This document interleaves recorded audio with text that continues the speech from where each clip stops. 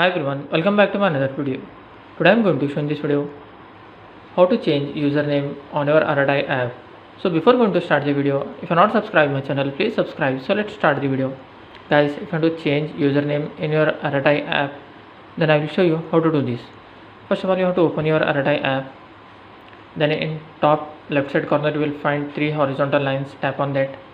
After that you can see your settings. Tap on this. After that in top right side corner you will find this pencil icon. Just tap on this. Here you can see name. This is your username.